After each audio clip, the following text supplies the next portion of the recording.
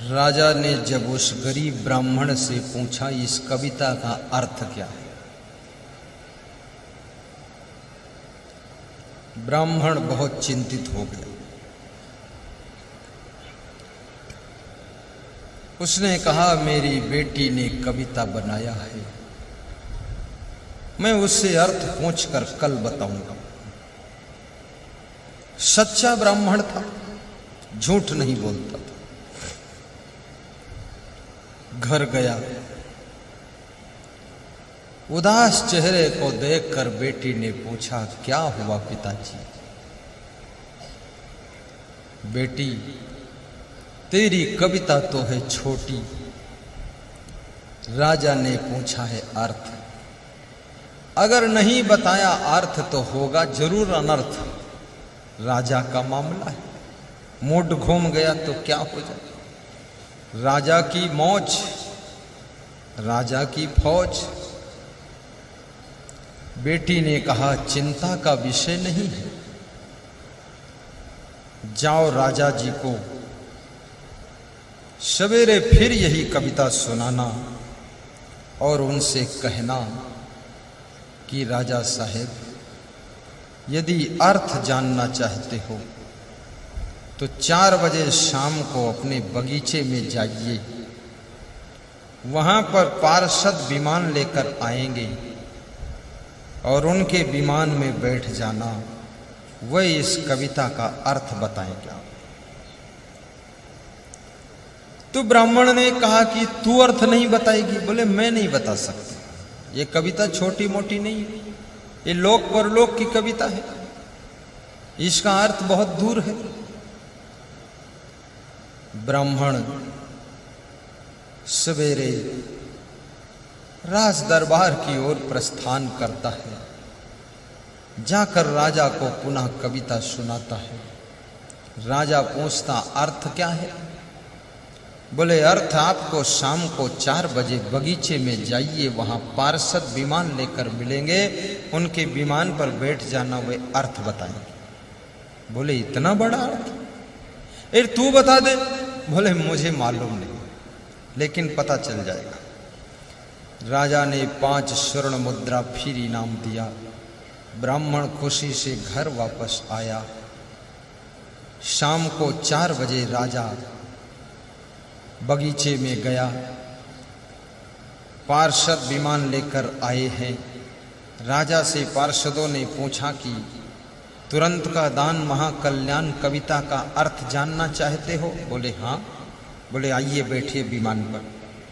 सम्मान के साथ विमान पर बिठाया और विमान आकाश में उड़ा। तो राजा ने पूछा ये कहाँ जा रहा है विमान। बोले जहां अर्थ मिलेगा वहां रुकेगा विमान।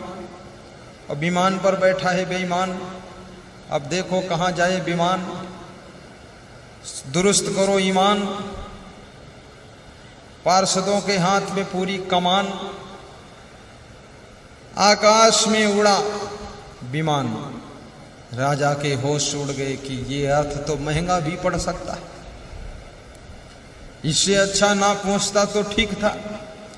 इसलिए हर बात को किसी से बहुत पूछना भी नहीं चाहिए, उसके गहराई में जाने की जरूरत नहीं।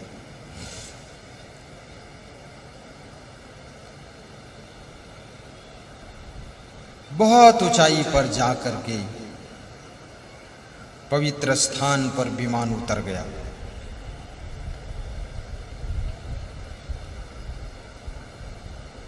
और वहां पर क्या देखा राजा ने कि एक सोने का महल बन रहा है।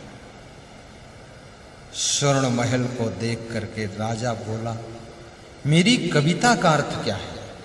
ये पार्षदों ने कहा कि मृत्युलोक में धरती पर एक राजा रहता है, उसका नाम धर्मवीर है, जो रोज दान करता है और उसका पुण्य इतना एकत्र हो चुका है कि उसके लिए यहां पर स्पेशल स्वर्ग बनाया जा रहा है। सोने का महल, इसमें स्वर्ग बनेगा और जब वो राजा मरेगा तो उसको स्पेशल स्वर्ग में रखा जाएगा। वो बहुत दान करता है वो तुरंत का दान महाकल्याण। ये हजारों मजदूर कारीगर सब लगे हुए हैं, निर्माण कर रहे हैं, उधर वो तुरंत दान करता है, इधर उसका महाकल्याण स्वर्ग बन रहा। राजा बड़ा खुश हुआ और कहा मुझे वापस ले चलो। पार्षद विमान में बिठाकर वापस बगीचे में छोड़ देते हैं। राजा खुशी से रात में ठीक से सोता नहीं है। सवेरा होता है, ब्राह्मण देवता का इंतजार कर रहा है कि कब ब्राह्मण आए, कब मिलूं, कब धन्यवाद दूं। सवेरे ब्राह्मण आ गया, बेटी ने भेजा जाओ फिर यही कविता सुनाना। ब्राह्मण दरबार में कविता सुनाता है। राजा 5 स्वर्ण मुद्रा की जगह पर आज 10 स्वर्ण मुद्रा इनाम देता है और कहता है तेरी कविता का वर्थ भी परलोक में जाकर मिला है। धन्य है तू, धन्य है तेरी बेटी। लेकिन सुन ले, तेरी बेटी जब ऐसी कविता रच सकती है और इतना बड़ा अर्थ बता सकती है तो तेरी बेटी का विवाह मैं मेरे साथ करूंगा। ताली बजा दो। ब्राह्मण का मन बहुत दुखी हो गया कि मैं ब्राह्मण हूं, ये क्षत्रिय है, इसका मेरी बेटी का जबरदस्ती विवाह करेगा, ये तो बहुत बड़ा अपराध होगा। 10 स्वर्ण मुद्रा लेकर के घर लौट कर आया, बेटी को बताया हाल। बेटी ने कहा पिताजी चिंता मत कीजिए, राजा साहेब से अगले दिन जाकर फिर यही कविता सुनाइए और कहिए कि आपकी कविता का अर्थ बदल चुका है, जाइए फिर से देखिए।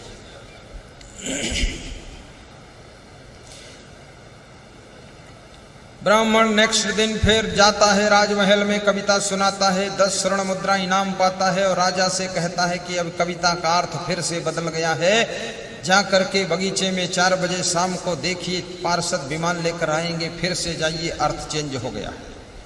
राजा शाम को बगीचे में 4 बजे पहुंचता है, पार्षदों के विमान पर बैठ करके आकाश में विमान उड़ रहा है, फिर जाकर के उसी स्थान पर विमान उतर जाता है जहां पहले दिन उतरा था। वहां क्या देखा, हजारों मजदूर हथौड़ा लेकर के उस महल को तोड़ रहे हैं। वहां पर बहुत बड़ा कुंड खोदा जा रहा है। तो राजा ने कहा अब यहाँ क्या हो रहा है? तो पार्षदों ने बताया जो धर्मवीर राजा था वो अधर्मवीर हो चुका है, ब्राह्मण की बेटी के साथ जबरदस्ती विवाह करना चाहता है। ब्राह्मण बहुत दुखी है, इसलिए अधर्म करने के कारण उसके लिए नया और स्पेशल नरक कुंड बनाया जा रहा है। अब यहाँ नरक में वो डाला जाएगा। इस बात को सुनकर के राजा घबरा गया और बोला कि तुरंत हमको पहुंचाइए मृतलोक में। पार्षद विमान में बिठाकर राजा को बगीचे में छोड़ देते हैं। राजा रात भर सो नहीं पाता है, परेशान रहता है। सवेरे ब्राह्मण देवता फिर वही कविता सुनाने के लिए आ जाते हैं। ब्राह्मण ने सुनाया तुरंत का दान महाकल्याण। तो राजा ने ब्राह्मण के पैर छुए और मस्तक में लगाए, कहा धन्य हो ब्राह्मण देवता, अब मैं तेरी बेटी का विवाह अपने साथ नहीं करूंगा। मैं कसम खाता हूं, मैं अर्थ सब देख करके आ गया हूं। अब तेरी बेटी के विवाह में जितना धन लगेगा वो सब राज खजाने से मैं लगाऊंगा। तेरी जहां इच्छा हो वहां तू कर। ब्राह्मण बहुत खुश हुआ, उसने सोचा सब समस्या का समाधान हो गया। ब्राह्मण हंसता हुआ घर आया, बेटी को बताया समाचार। बेटी ने कहा समस्या का समाधान तो हो गया, लेकिन नेक्स्ट दिन फिर जाइए कल और राजा को यही कविता सुनाइए और राजा से कहिए कि कविता का फिर अर्थ और बदल गया है, फिर से नया अर्थ देख ले। ब्राह्मण राज दरबार में जाता है, कविता सुनाता है और राजा खुश हो जाता है। कहता है कितना पैसा चाहिए बेटी के विवाह में?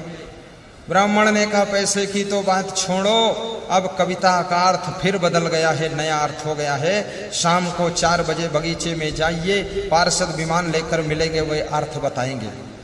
राजा शाम को 4 बजे बगीचे में गया। वहां पार्षदों ने विमान पर बिठाया, आकाश लोक में उड़ान भर दी और आकाश लोक में जाकर उसी स्थान पर विमान उतर गया। तो वहां देखा कि हजारों मजदूर, हजारों कारीगर, सैकड़ों इंजीनियर लगे हुए हैं और बहुत सुंदर स्वर्ण महल बनाया जा रहा है। तो फिर पूछा राजा ने अब क्या हो रहा है? बोले वो अधर्मवीर राजा फिर से धर्मवीर हो गया है। अब ब्राह्मण की बेटी का विवाह जबरदस्ती अपने साथ नहीं करेगा, उसकी बेटी में जो भी विवाह में खर्चा आएगा वो सब वो राजा देगा, इसलिए उसके लिए यहाँ नया स्वर्ग बनाया जा रहा है। राजा ने कान पकड़ा कि तुरंत का दान महाकल्याण का अर्थ समझ में आ गया। इसलिए कभी गलत काम आदमी को सोचना भी नहीं चाहिए, करना तो अलग चीज है, सोचने से भी रिजल्ट बिगड़ना शुरू हो जाता है। जाकी रही भावना जैसी, प्रभु मूर्ति देखी तिन तैसी। मंगल भवन अमंगल हारी, जय जय जय गुरुदेव तुम्हारी। मंगल भवन अमंगल हारी, जय जय जय गुरुदेव तुम्हारी।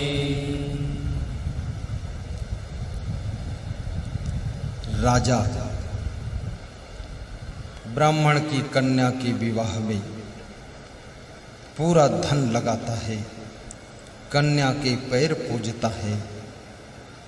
याद रखना, जो भी तुम कर्म करते हो वो कर्म भाग्य का रूप ले लेता है। भाग्य आकाश से नहीं टपकता है, भाग्य की खेती कर्म की भूमि पर होती है। कर्म बिगड़ गए तो भाग्य बिगड़ जाएगा, कर्म सुधर गए तो भाग्य सुधर जाएगा। किसी के भाग्य को भगवान भी नहीं बनाता है, ना तुम्हारे भाग्य को माता पिता बना सकते हैं। याद रखना मेरे भाइयों बहनों, ये भाग्य तुम्हारे हाथों से ही बनता है और बिगड़ता है। कर्म करने में तुम स्वतंत्र हो। 5 चीजों से भाग्य बनता है। आज आपको स्पष्ट बता देना चाहता हूं। बहुत से लोग भगवान को दोष देते हैं और कहते हैं कि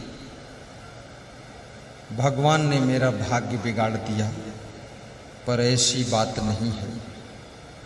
भगवान किसी के भाग्य को न बिगाड़ता है, न किसी के भाग्य को बनाता है। ये भगवान भेदभाव नहीं करता है। भगवान ने भाग्य बनाने के लिए तुमको कर्म करने की शक्ति दिया है, सोचने के लिए तुमको बुद्धि दिया है, चलने के लिए पैर दिया है। अब इन पैरों से चलकर कहाँ जाना है ये तुम्हारा निर्णय है। इन हाथों से क्या कर्म करना है ये तुम्हारा डिसीजन है। इस मुंह से क्या बोलना है ये तुम्हारा खेल है। इन आंखों से क्या देखना है ये तुम्हारा संकल्प है। और इन कानों से क्या सुनना है ये तुम्हारी सोच है। और इस बुद्धि से क्या डिसीजन लेना है ये आपका ही खेल है। और आप अगर इस बात को समझ गए तो आप सौभाग्यशाली बन सकते हो। मनुष्य का प्रथम भाग्य उसके चरित्र से बनता है। यदि आप में ईमानदारी है, सुंदर चरित्र है, आपका मन आपके बस में है, धन को देख करके लालच नहीं आता है। आज राजनीति में काम करने वालों को देखिए, जो मुख्यमंत्री थे वो जेल में है। क्यों? चरित्र सही नहीं है, लालच बहुत है, अरबों खरबों धन है, फिर भी लूट फातिया चालू है, कंट्रोल नहीं है। तो जो सबको जेल पहुंचाते थे वो खुद जेल में पहुंचे बैठे। अब बाप बेटे दोनों जेल में।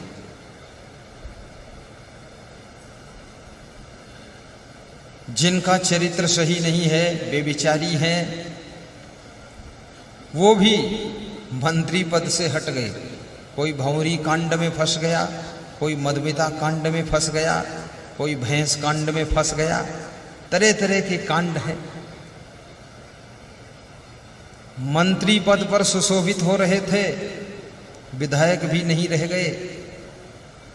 चीफ मिनिस्टर थे, जेल की हवा खा रहे हैं, घर में भी नहीं रह गए। ये किसकी बदौलत? ये चरित्र खोने के कारण उनका भाग्य भी खो गया है और क्या से क्या हो गया है।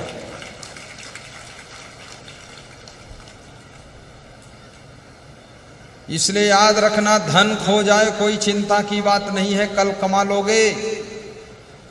और स्वास्थ्य खो जाए तो व्यायाम करके वापस फिर प्राप्त कर लोगे। लेकिन चरित्र अगर खो गया है तो ये किसी तरह वापस मिलने वाला नहीं है। इसलिए चरित्र को बचा कर रखना चाहिए।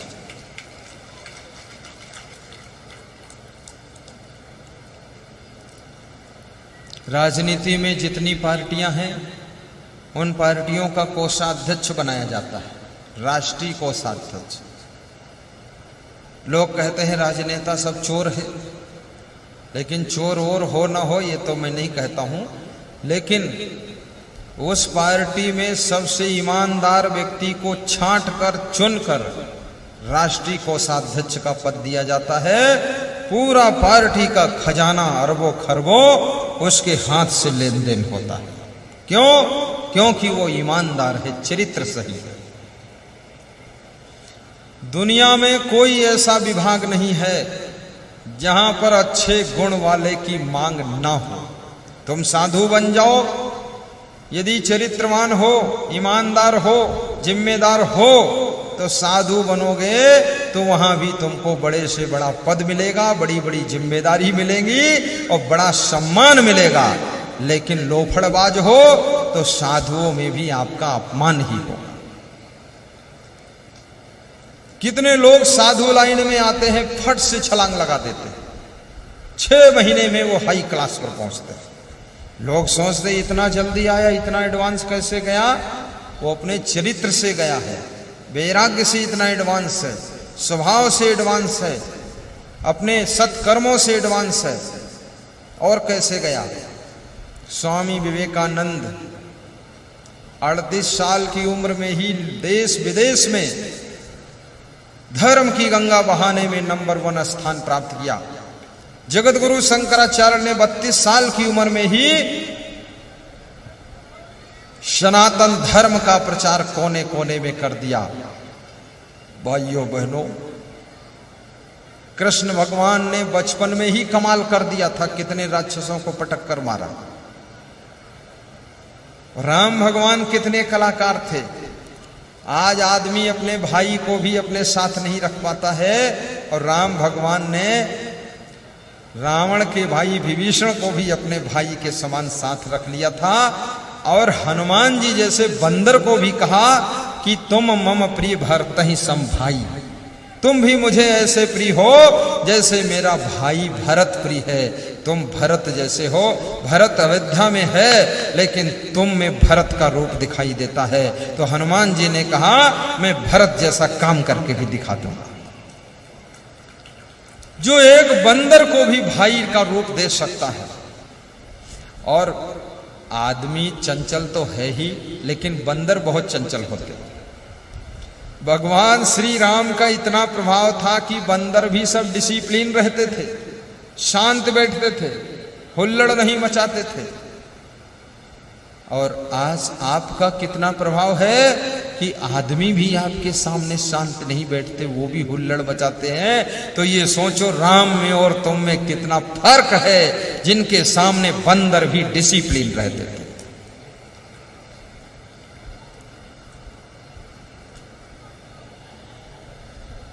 रघुपति कीन्ही बहुत बड़ाई, तुम मम प्रिय भरतहि सम भाई, तुम मम प्रिय भरतहि सम भाई। राम ने हनुमान की बहुत बड़ाई किया। अच्छा करने वालों की बड़ाई करना ही चाहिए, और बहुत बड़ाई करना चाहिए। प्रशंसा प्रशंसा अच्छा करने की प्रेरणा देती है।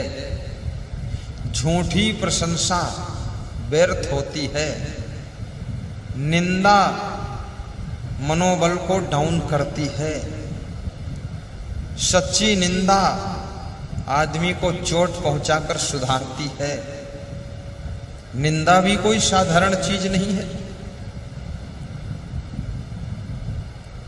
बहुत बड़ी चीज है निंदा। निंदन्तु नीति निपुणा यदि वा अस्तवन्तु।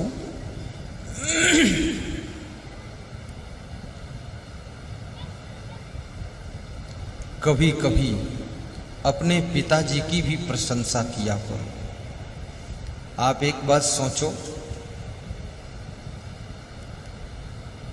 आप बाजार में कपड़ा खरीदने जाते हो, कपड़ा बेचने वाला कहता है ये 150 रुपये मीटर कपड़ा है, लेकिन आप गुरु जी के लिए ले जा रहे हो तो आपको 25 रुपये मीटर पर छोड़ रहा हूं, 125 में दे दूंगा। तो तुम उसको धन्यवाद देते हो कि 25 रुपये मीटर पर छोड़ा है, आपको बहुत बहुत धन्यवाद। किसी दुकान पर तुम सब्जी खरीदते हो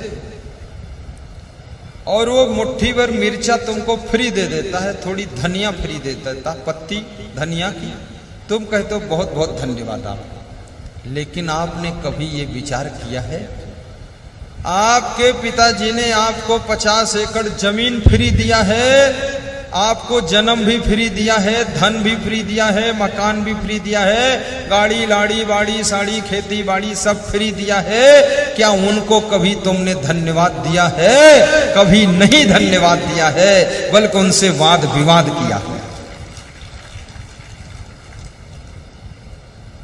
ये 2 रुपये के लिए धन्यवाद देते हो और तुम्हारे बाप ने सब कुछ दिया, उनको कभी धन्यवाद नहीं। पत्नी को चाहिए कि अपने पति को भी कभी कभी धन्यवाद देते कि धन्य हो आप, मिलिट्री में नौकरी करते हो, बॉर्डर पर युद्ध होता है, कभी गोली लग जाए तो आपकी जान जोखिम में है, फिर भी वहां परिवार के लिए पैसे कमा कर लाते हो, धन्य हो पति देव। पुलिस में नौकरी करते हो, धूल में धूप में चौराहे पर बरसात में खड़े रहते हो,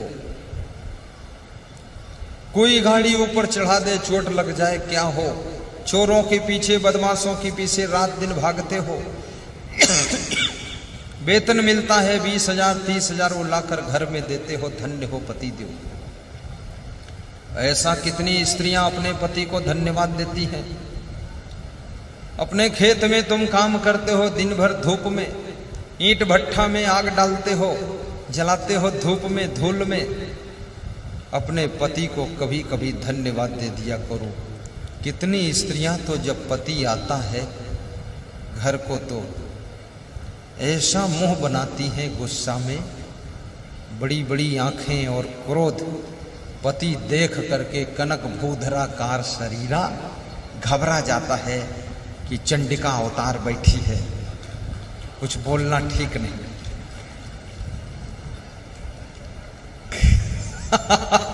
बहुत लोगों को बहुत मजा आया क्योंकि भुक्त भोगी हैं लोग। हाँ, यही हो ही रहा।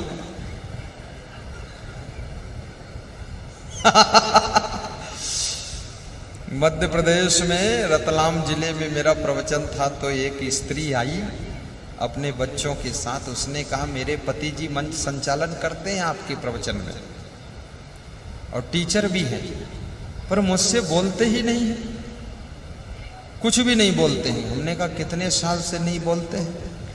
बोले 10 साल हो गए हमसे नहीं बोलते हैं, बच्चों से बोलते हैं और सबसे बोलते, हमसे नहीं बोलते हैं। तो हमने कहा कभी एकांत में बैठ करके अपनी कमी का भी अध्ययन करो कि तुम्हारे अंदर कौन कमी है जिसके कारण वो बोलते नहीं हैं।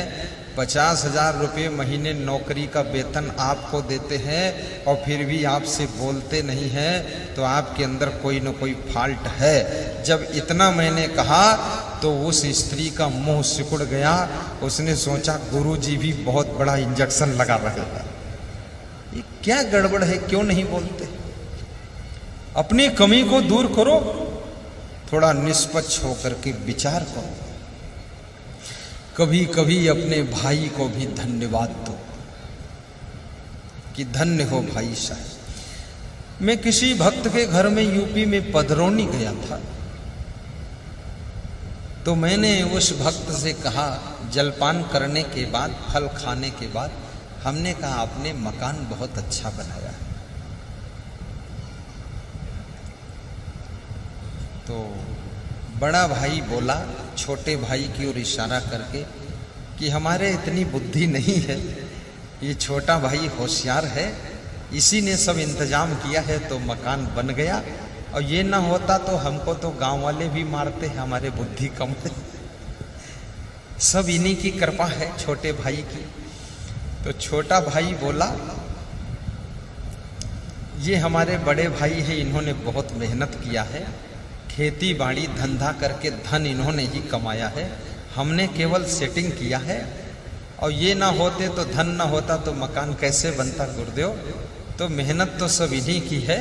दोनों एक दूसरे की प्रशंसा कर रहे थे और दोनों की आंखें डबडबा गईं, और बीच में मैं बैठा सुन रहा था। तो मैंने सोचा जिसके घर में इतनी सुमत है, इतना प्रेम है, उस घर में लक्ष्मी की कृपा क्यों नहीं रहेगी।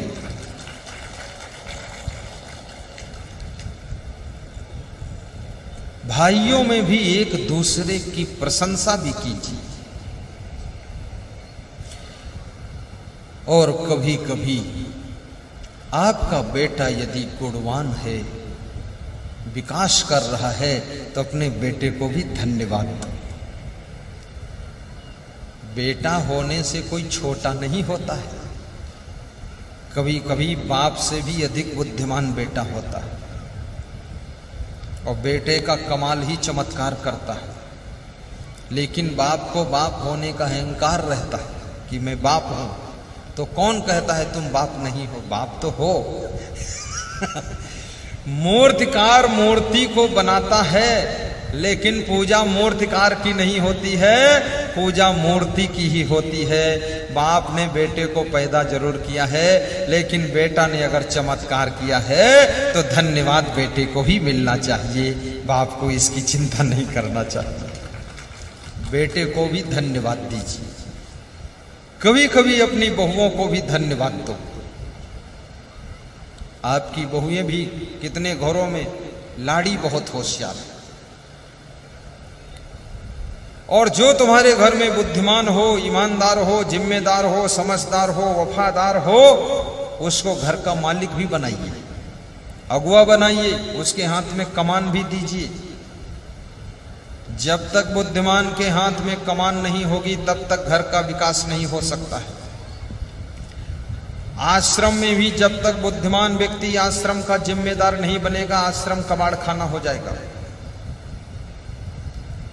और आश्रम में कोई आपको महंत चुन भी दे तो भी अगर देख लीजिए आपका गुरु भाई बुद्धिमान है, तो आप उसको कमान दीजिए कि आप चलाइए, मैं तो नाम का केवल रहूंगा, काम आप कीजिए, आप इसको बढ़ाइए। अहंकार करके गद्दी पर बैठे मत रहो, सभी चाबी की गुच्छे लेकर के। मैंने कितने मठ देखे, आश्रम देखे, सब चौपट हो गए। वहां बुद्धू आदमी बैठ गया गद्दी पर, अब वो कुछ न कर पाता है, न करने देता है, चाबियां सब धर के बैठा है।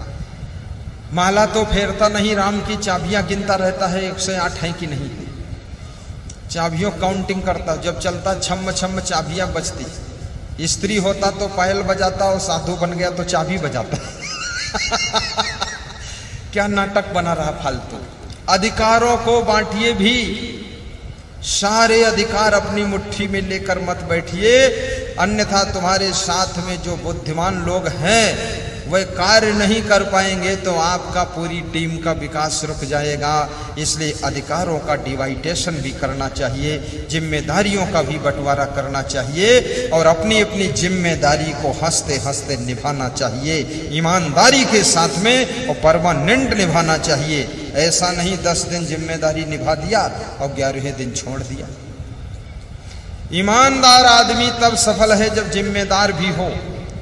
1 लाख रुपए आपको बैग दिया गया कि इसको संभालिए, तुम ईमानदार हो, चोरी नहीं करोगे, मालूम है, लेकिन अगर जिम्मेदारी का गुण नहीं है तो तुम बैग यहीं भूल कर चले जाओगे, और जब बैग देने वाला बैग मांगेगा घर में तो कहोगे वहां सत्संग में भूल के आ गया। तो जिम्मेदारी नहीं निभा सकते हो तो ईमानदारी के कारण तुमको बहुत बड़ा पद नहीं मिल सकता है। जिम्मेदारी की जान ईमानदारी है और ईमानदारी का प्राण जिम्मेदारी है। जिम्मेदारी भी निभाना सीखो और ईमानदारी से निभाना सीखो, वफादारी भी होना चाहिए। ब्राह्मण निश्चिंत हो जाता है, राजा भी सुखी है। कर्मों का लेखा जोखा